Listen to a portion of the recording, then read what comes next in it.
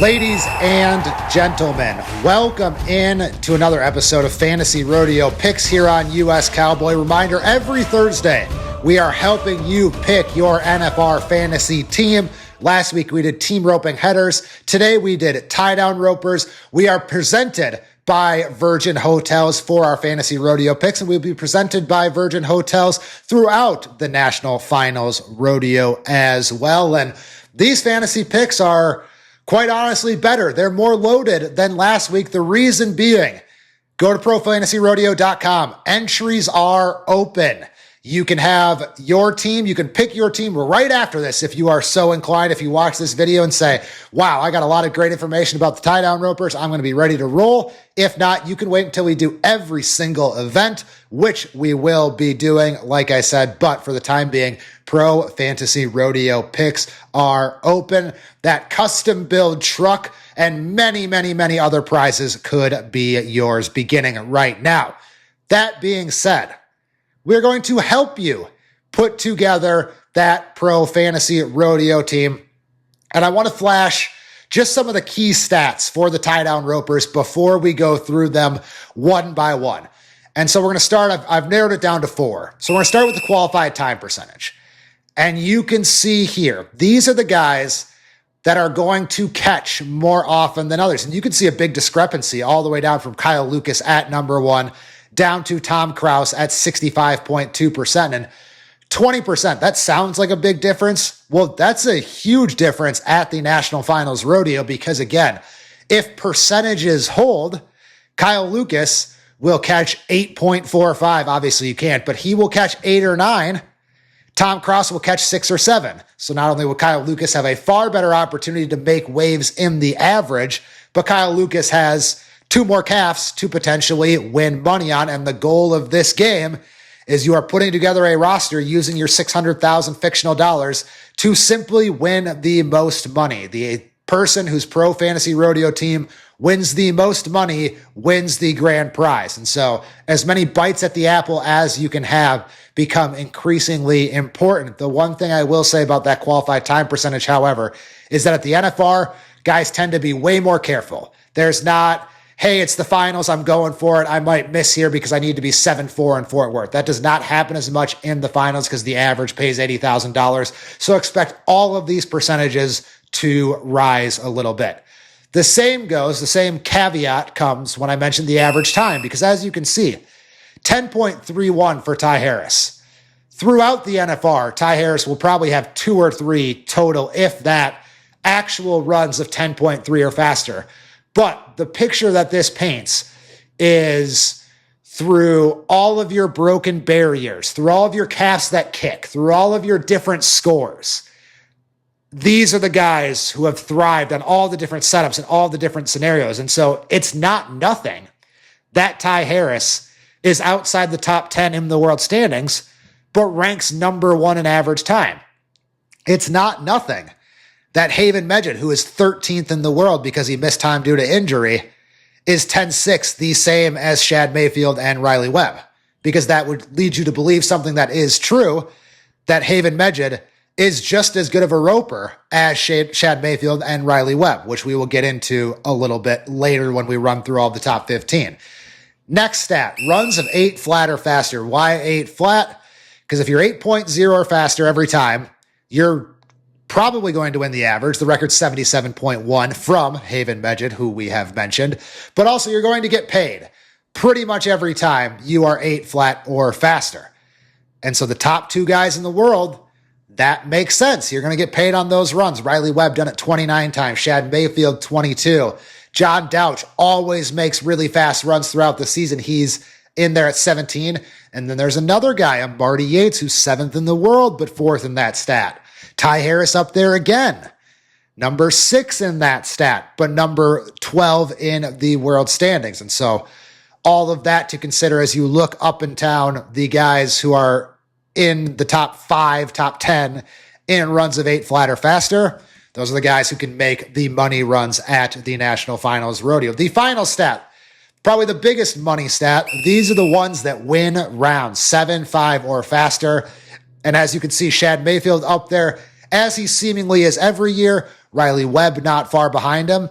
And then Riley Pruitt, Kincade Henry, some guys we see in the top 10, obviously, of the 8.0 or faster runs. Guys to consider there. Dylan Hancock, Marty Yates, Tom Kraus. You can read it all the way down. But again, when you look at Shad Mayfield at 10, and then a Joel Harris, Kyle Lucas at 1, that's a huge difference through your 100-plus runs in the season. That Shad Mayfield, 10 or so percent of the time, can be 7.5 or faster. And then those guys near the bottom, they're doing it closer to 1, 2, 3% of the time. Again, all of that makes a difference. And that's why Shad Mayfield wins rounds at the NFR. That's why Riley Webb and John Douch win rounds at the NFR. And so those are your quick stat breakdowns. Now let's go through and one by one, just dive a little deeper into each guy and maybe explore why you should or should not pick them. Because remember, you can't just pick the top guys across the board because they're worth $150,000. So every dollar you spend on someone takes away from someone else. So for example, you want the first guy we're going to talk about, Riley Webb. Well, you only got $450,000 to fill the other spots on your team, and that makes everything much, much tighter.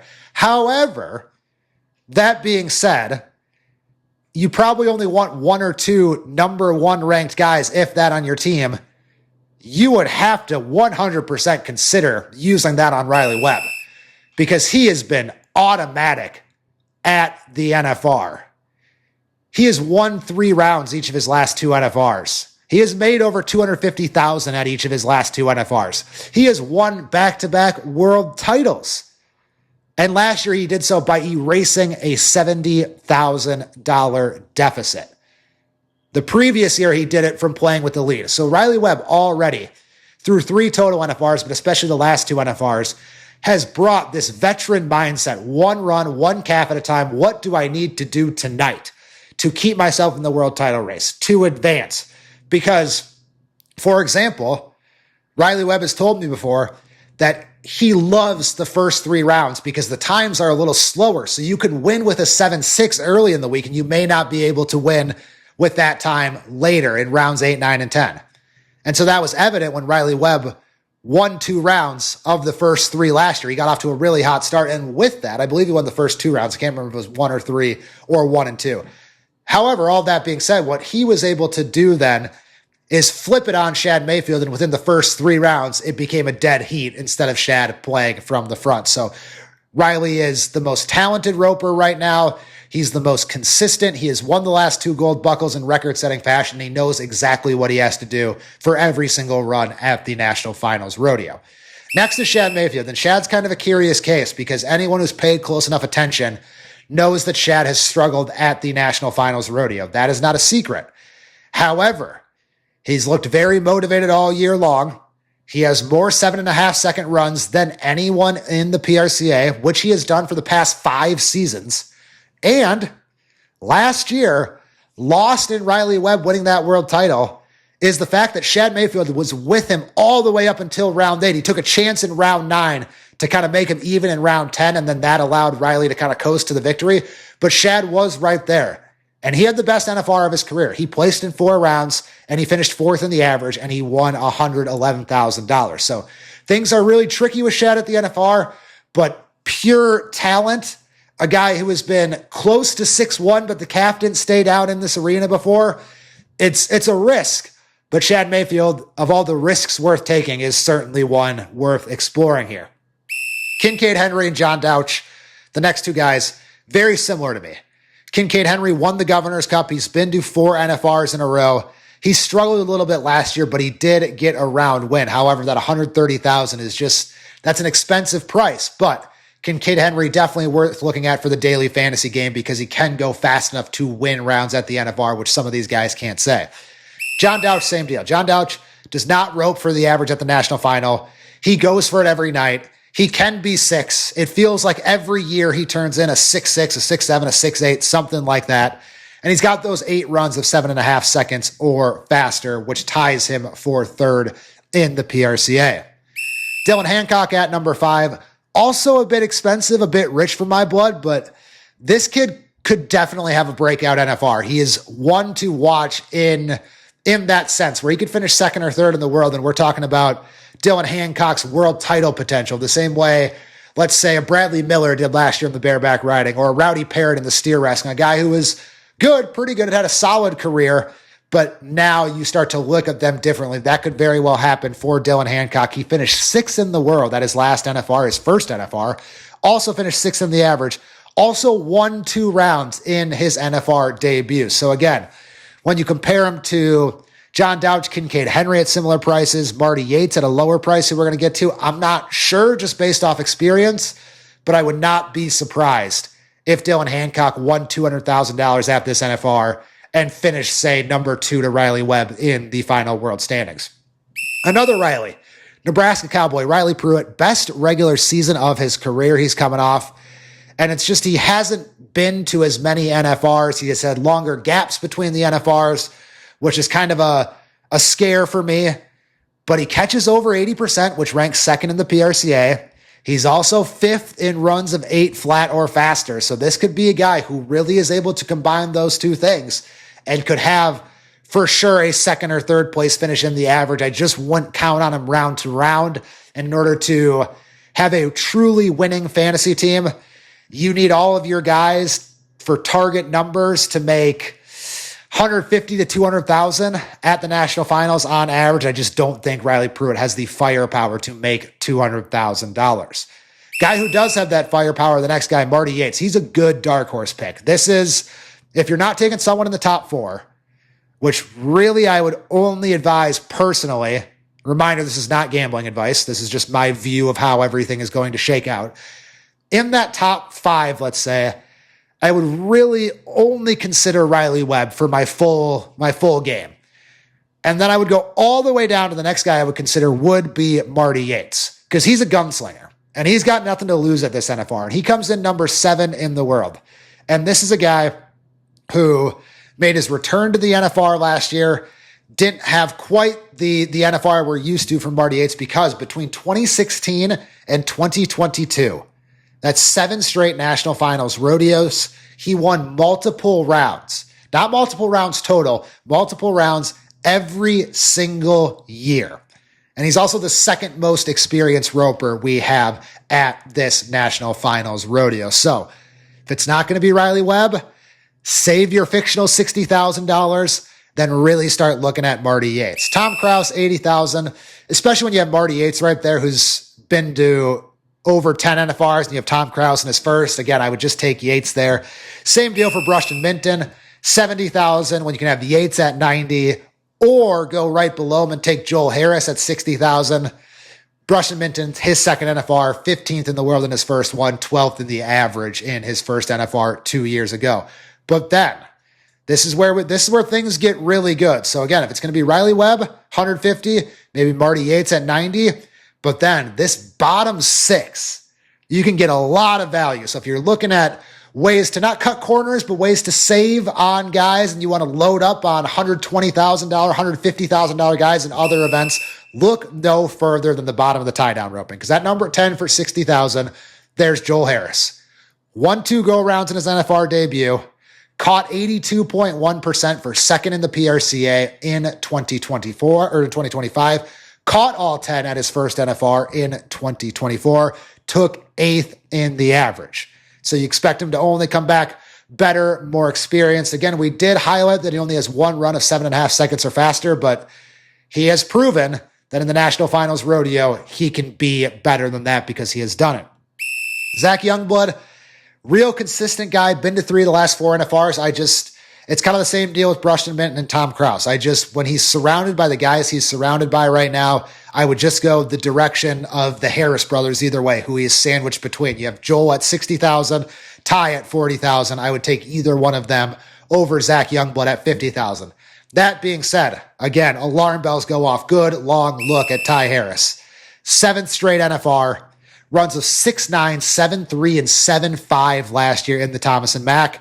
And he led the PRCA in average time. Up until last year, he had a good NFR. He'd had some NFR struggles previously in the 2020s and 2022 and 2023. Seems to have returned to form, and I think he feeds well off roping with his brother. They had a couple moments where they won. I believe they won 3 straight rounds between the two of them last year. And so they rope better when they're together. We saw him Ty in Rodeo Houston have that rope off. And so I think Ty, if he sees Joel win a round early, he's going to really, really, really want to do so himself as well. Of course he is, but maybe more so than usual, a little bit of that human element. Another guy, two of these last 3 guys are guys that I'm strongly considering taking. I will probably end up with one of these 3 guys on my team, starting with Haven Meged. He missed about a month due to injury. He returned. He was 31st in the world in the middle of July. He rises all the way up to 13th. This is a guy who's got the arena record in the Thomas and Mack, 6.4 seconds. The average record in the Thomas and Mack, 77.1 seconds on 10. And a guy who won the world title in his first appearance in the Thomas and Mack back in 2019. He also took 3rd in the average in 2024. Haven Meged, just like Riley Webb, in big, bold letters, you write, will not beat himself. And so to have a $30,000 value at a guy you could probably count on to be top 5 in the average and win a round, huge, huge value for Haven Meged. Kyle Lucas could be a dark horse. We saw Joel Harris and Dylan Hancock both win multiple rounds in their NFR debuts last year. So 4 of the 10 round wins went to guys who have never been in the national finals before. That is the case for Kyle Lucas, but he's got plenty of CNFR experience. He's been to the Canadian finals over 10 times. He is this year's Canadian champion. So after several reserve Canadian titles, he finally responded to the pressure and broke through for his first Canadian title. That same year, this year, he makes his first national finals rodeo. Also, 84.5% leads the PRCA in qualified time percentage, and he has roped the extras before. So he's roped inside the Thomas and Mack. That's set up in Edmonton, that's set up in Red Deer at the CNFR, very similar to the Thomas and Mack. And so I would not be surprised. I don't know if round to round Kyle Lucas will deliver a lot for you, but Kyle Lucas for $20,000, good value. I think he'll get you an average check. The last guy, the guy I'm 100% leaning towards for many, many reasons. And it's not just because I very openly root for him. That is Shane Hanchey. $10,000, the best value of anyone in the tie-down roping. And for the lowest price in the tie-down roping, you get the most experienced cowboy. You get the guy who has been to 16 NFRs. That is 5 more than anyone else in the field. Only Marty Yates also in double figures. You get a guy who was 2nd in the average last year and 5th in 2023. And you get a guy who in his career has 2 average titles and a world title, not to mention for the entire last 2 weeks of the season. They say sometimes if you're a football team who's got big regular season games to make the playoffs, that you're kind of already playing playoff football. Well, it was already playoff rodeo. It was already NFR mode for Shane Hanchey for the last 2 weeks of the season because he was outside the top 15, got into the top 15, barely squeaked in. So for 16 years, he's seen about every pressure situation you could see, both inside and outside of the Thomas and Mack.